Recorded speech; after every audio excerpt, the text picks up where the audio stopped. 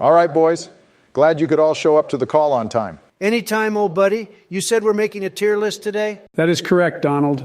We're going to be ranking Asking Alexandria's albums from best to worst, through their many drastic changes through the years and their many ups and downs. It'll be fun to see where these albums sit. This band resonates deeply in my old brittle bones and is easily one of my favorites despite my differing opinions through their many different eras. Right on, Joe. Glad to see your mental cognition is at peak performance for once. When I talk about the things I love, I come through. And there's nothing I love more than mid to late 2000s metalcore. Sleepy Joe, I'm rather impressed. You sound awake for the first time in years. But I agree with your geriatric ass. This band fucks. Glad to see the spirits are high among us. But without further ado, let's get started with their most infamous album, Stand Up and Scream. I think we can all come to an agreement that Stand Up and Scream is S tier. There's nothing quite like it. Hold the fuck up. Oh boy, here comes Donald the Contrarian, not even 2 seconds into this tier list. Shut up, Joe, with you calling me a contrarian. Respectfully, this album wasn't that innovative for the times. They clearly wore all their influences on their sleeves, and it sounds like a derivative copy of other metalcore bands at the time. They clearly were a ripoff of Attack Attack. Hell, both of their abbreviations are AA. Coincidence? I think not. That's a hot take if I ever heard one. I get what you mean, but they did it better than anybody else at the time. They changed the scene forever, no pun intended. You can't convince me this isn't S tier. You also can't deny the lore for this album. The fact that Ben started the band in Dubai with an entirely different lineup, moved out to England, met Danny, restarted the band with the guys we know now, then moved out here at such a young age illegally to record this in Joey Sturgis's basement while being homeless living on pennies. Sheesh. Exactly why it should be lower. They were illegally living here. That alone deserves F tier. If I was president at the time, my wall would have stopped them from coming here. Except that war snot boy, though. Throughout the years, he really proved himself to be a true American patriot. I like him. He's more American than 97% of this country and more of a man than both of you. He is what we should all strive to be. Donald, that makes no sense. They flew here. It isn't like they just walked across the border. How the hell would your wall have even stopped them? Stop talking out your ass. It's all you do. But you're right about Danny, though. The fact he loves this country more than his own is admirable. W for us, L for the Brits. If you must know, Obama, I would have built my wall high enough so that plane could never have landed. So those little brats, Ben, Sam, James, and Cameron, would have stayed in their home country. It would have been the highest wall we would have ever seen, higher than any wall ever built. A true spectacle, a modern miracle, the greatest American achievement. Not your American average type beat kind of wall, if you know what I mean. Why weren't you properly doing your job at the time, Barack? Trump, first off, you couldn't even get your wall built properly. Stop the cap. Also, if that was the case, then AA probably would have never existed as they did, and we would have never had the many straight bangers they produced over the years. You know what, Barack? Whatever. A tier. S tier for the cultural impact and lore alone. The way this band was formed fascinates me. Ben busted his ass off to get the wheels rolling. The riffs were immaculate, the breakdowns were brutal, and Danny's screams and clean vocals were peak. He and the boys captured everything that made this era of metalcore great. Oh my God, Joe, you stupid fucking whore. I'll agree to put this in S tier if you shut up about the lore. All you talk about is lore. Don't count on it, Donnie. The only thing I can remember is the lore. It keeps me rich with life. More rich with life than the adrenochrome makes me, and boy does that get me juiced. And when speaking upon lore, I am the most coherent I've ever been. Especially when talking about this band, I can go on for hours. For fuck's sakes, Joseph. I guess the amount of quotable lines from this album are the highest in their catalog. I often tell Melania that when I first met her, I knew that she'd fuck like a whore. Donald, I gotta admit, that's pretty based. S tier it is. I gotta admit, though, I used to play this album in the White House almost every day once it dropped. The nostalgia is heavy. I learned to play guitar to the final episode and would crabcore to a prophecy in front of the mirror before my presidential speeches to properly get me in the mood. Shall we finally move on, though? Oh boy, Reckless and Relentless. This is my favorite album from the AA boys and also all time. Solid S tier. Probably the most solid S tier of all S tiers, if you ask me. It is pure rock star music. The energy is unreal. I live out my wildest rock and roll fantasies every time I listen to this. But Danny went through a terrible time with this album, and this was probably the first of his many rock bottoms. It really seems like he has a hard time even acknowledging it. If we're being real, when isn't Danny going through a bad time? Boys, our based Cowboy King is doing a lot better these days. He's been thriving for a hot minute. But you're correct. That man has almost met God more times than I can count. I can count how many children in other countries I helped meet God with my airstrikes, and that's probably about as many. Oh shit, Barry finally admits to the airstrikes. We caught him in 4K. Shut up, Donald. Me carelessly bombing countries is common knowledge. Boys, this was their album after all their massive overnight success. They finally knew what being true rock stars were like. Their dreams were fulfilled. You can tell all of them had a blast recording their parts. But if I'm being honest, the cultural impact isn't as heavy as Stand Up and Scream, and the riffs just aren't as good, neither are the breakdowns. A tier or B tier for me. What the fuck? Do you even hear yourself right now? Have you even listened to this album, or did you forget how great it is? Did you forget to take your meds this morning? Morte et Dabo is easily their heaviest song. To the Stage and Reckless and Relentless are easily two of their best tracks. If you play them back to back with a 3-second crossfade on Spotify, it can almost pass off as one song. The breakdown to The Match gets me hot and heavy. The chorus to Another Bottle Down gets me hot and bothered since Danny's vocals do things to me. I blast Closure at my golf tournament since it makes me feel on top of the world. Not to mention the order of tracks is peak. From start to finish, the energy is unmatched. It has the strongest opening out of any album. Every time I make a toast at important events, I always end it with, "This toast is to make pussies cry." And you know what? Pussies do cry. Women get weak at the knees and drip for the dawn, simply for the level of man I am. When Danny is at his most unleashed, and believe me, he is just that on this entire record, he is able to lead an entire army of strong men, not like you two tasteless bitch boys, not to mention their mid-album interlude with Dedication, followed by their first commercially successful song in Someone, Somewhere, is a nice change of pace. It shows that they just aren't chugging machines. Hearing Ben's speech brings a tear to my eyes, as you can tell how thankful he is. Even though it isn't heavy, it fucks. Need I go on, boys? I can keep going. Holy shit, Donald, you're spitting. No kidding. The amount of passion you have for this album is truly respectable. Unfortunately, I can't do S tier. I can do A tier because, like Joe was saying, the cultural impact wasn't as hard as Stand Up and Scream. I gotta admit, even though this album didn't hit me as deep in Dear Insanity when Danny talks about being the man who lost his mind so long ago, I felt that. Of course you did, Joe.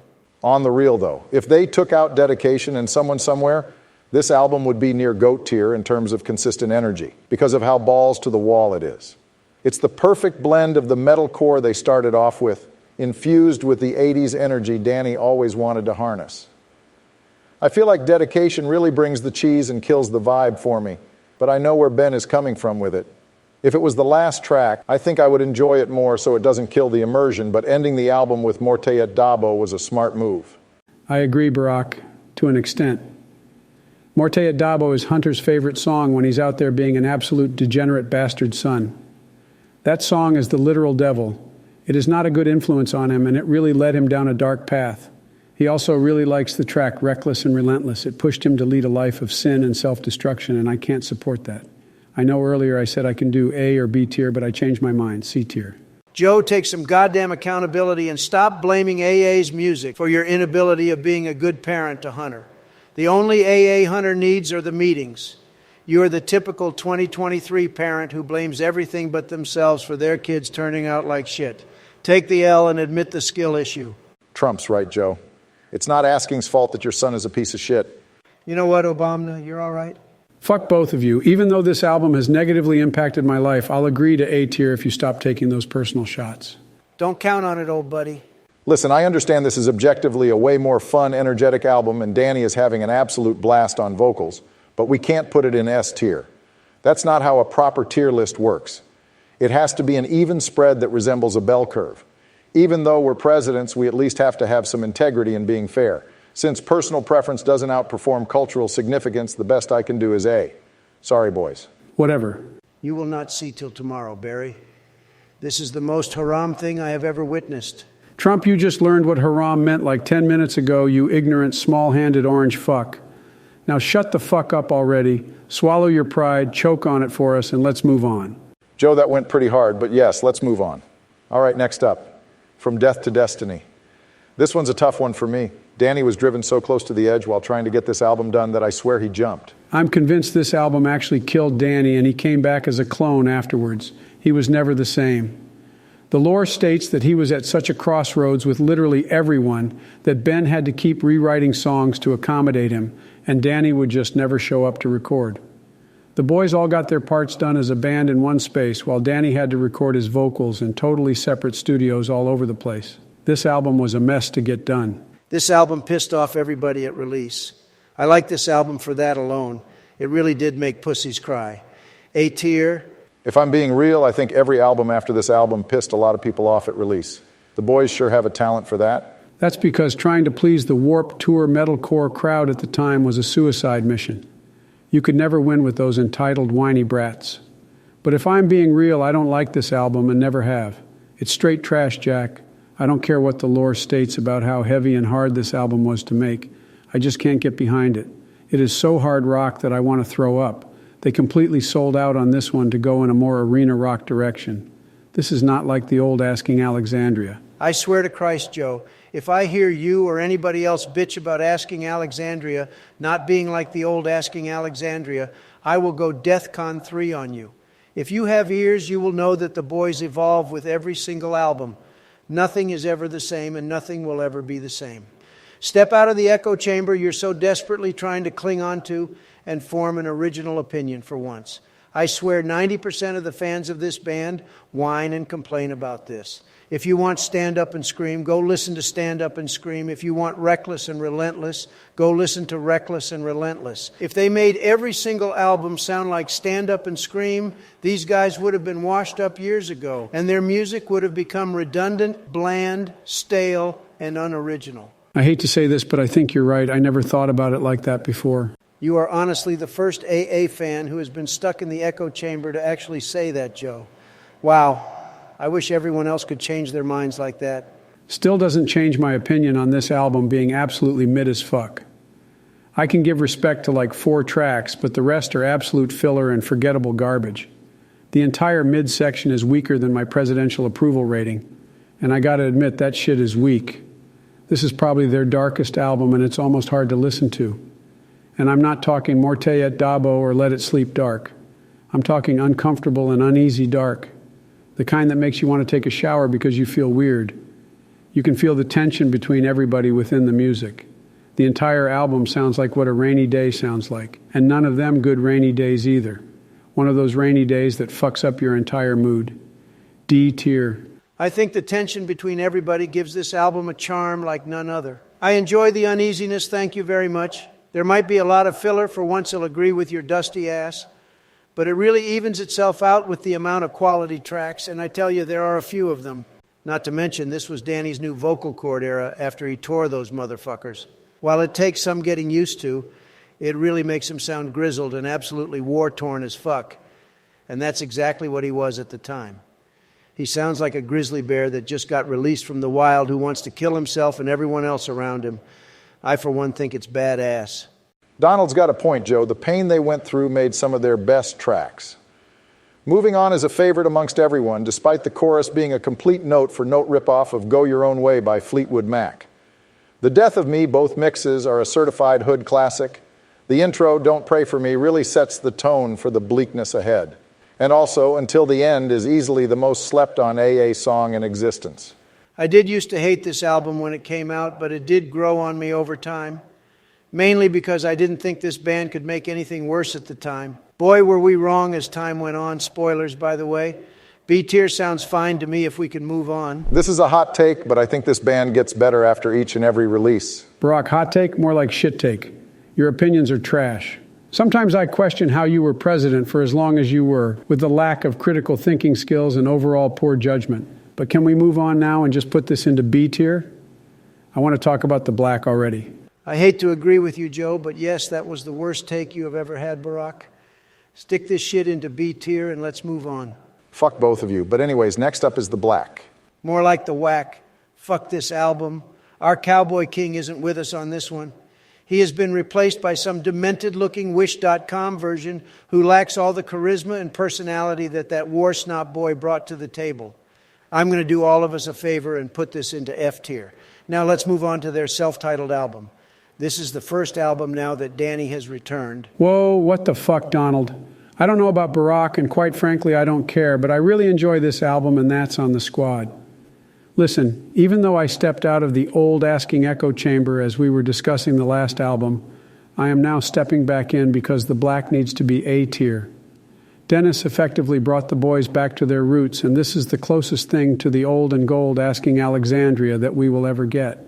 Oh, Sleepy Joe, you're only writing that opinion because Dennis is Ukrainian, just like your boyfriend Volodymyr. This album is beyond mid and hasn't aged well. Have you listened to it recently? It's boring, it's bland, and it's almost bad. It's just like listening to your presidential speeches. It puts me to sleep, and I swear I sleep more than you at this point.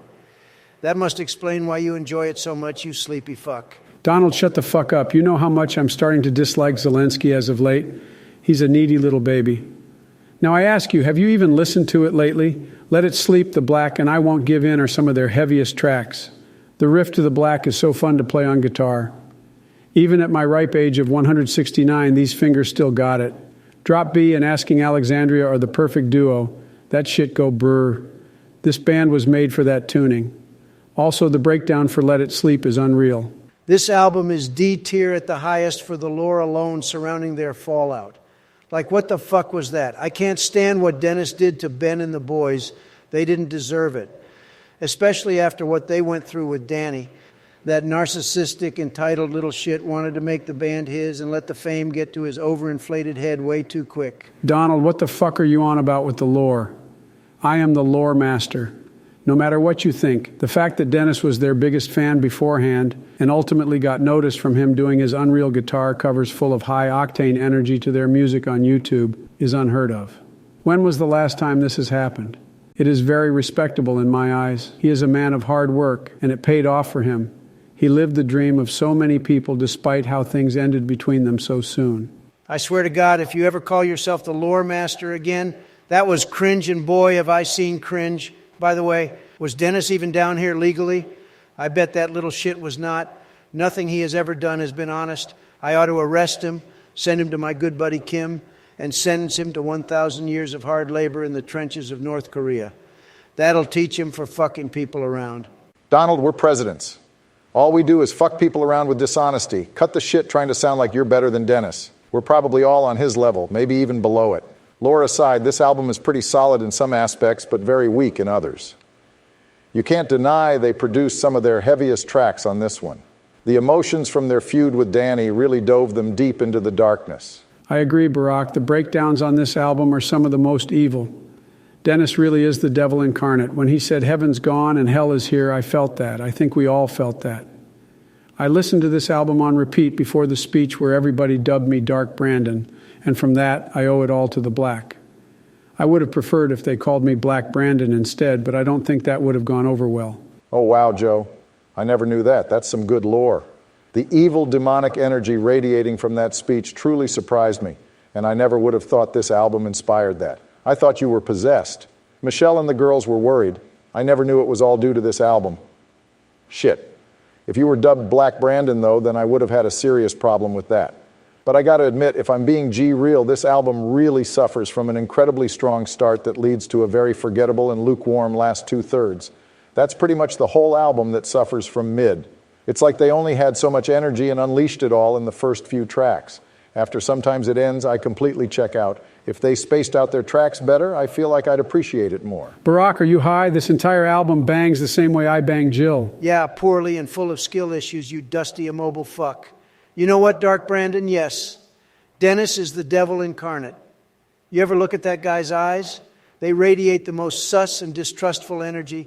He is a snake if I ever seen one, and boy, have I seen some snakes before, and that boy is one of them. I gotta agree with Donald. The amount of shit he put his previous bands through is unforgivable. He fucks over everything he touches. Who in their right mind ghosts his own band? The band that made him famous, the band that gave him everything? He always talks about how much he loves this album and how much it did for him, but he always says how it was he that made the album and never mentions anyone else from the band. I don't care what you did, at least give respect for the dudes who put you on. He'd make a good president if I'm being real with all of the head-assery behind the back bullshit he pulls with anyone who gives him the time of day. But I would never allow that in my country. Not when I'm trying to make this country great. He is the antithesis of what makes America great. Fuck this album and fuck Dennis D. Tier, because there are a couple bangers. And I really hate that I have to admit that despite what I said. I agree with Donald here with this being D tier. Sorry, Joe. If Dennis didn't butt his snaky little ass in and make Ben rewrite most of the album to not be about his raw hatred for Danny, then we would have had such a better end product here. The tracks about Danny carry the album and are asking Alexandria at their heaviest in years. But once sometimes it ends passes, the entire tone of the album changes and it feels so generic and boring afterward. Like, what the fuck? If they leaned fully into that emotion of what Danny did to them, this album would be so much higher on this list. This band is so good at leaning into their emotions and making excellent music from that. But the last 8 songs don't have that. Dennis really watered it down with his input, and also he just doesn't cut it as a charismatic frontman either. He has energy, though, you can't deny. Like, have you seen his old YouTube videos? I just feel he has no personality. I swear sometimes both of your takes make me feel like the mentally superior one of the group. Are you deaf and dumb? Please, Joe, explain to us how the last 8 tracks to the Black are good in anyway. Enlighten us. Please, I'm waiting. Gone is an incredibly raw and emotional track, quite possibly the most raw in their catalog, and hits me in the feels every time. Anyone who has suffered loss in their life can relate to it instantly. Joe, you need to get your meds checked because your takes are getting worse. Despite Gone being a very good song, that was Ben singing and is the one and only exception to these tracks not being mid as fuck. Fuck. I want this album to be A tier so badly simply for it being behind my presidential highlight of my Dark Brandon speech, but I think you're right. My meds might be wearing off since I can't back up this being A tier any longer. But it most certainly isn't D tier. I'll agree to C tier. I mean, C sounds fine to me. None of their albums have hit this tier yet. How does this sound to you, Donald? No, D. You know what D stands for? It stands for Dennis is a little bitch, but whatever, I'll settle for C. But I'm not happy about it and don't have the time to argue any further. Kim Jong-un wants to play Smash Bros. In 10 minutes, and I can't miss that. He always picks Jigglypuff, and I find that so suiting for the kind of guy he is. I play as Peach.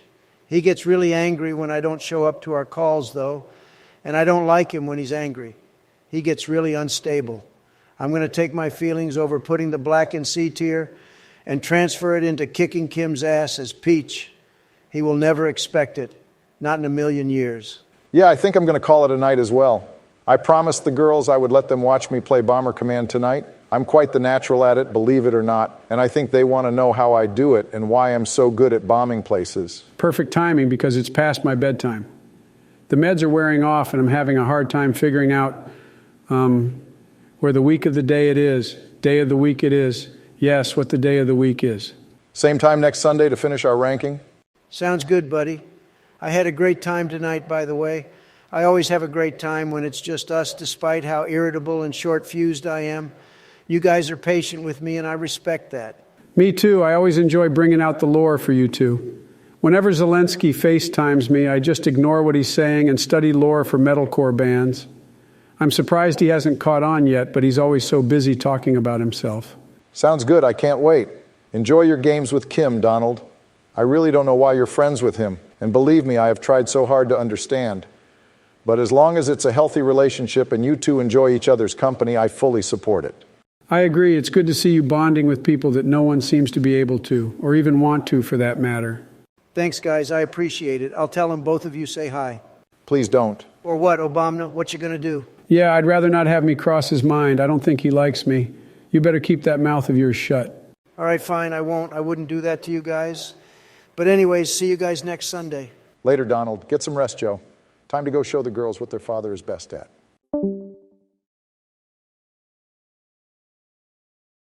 Oh shit, I thought I ended the call. Don't forget to subscribe to Freddie.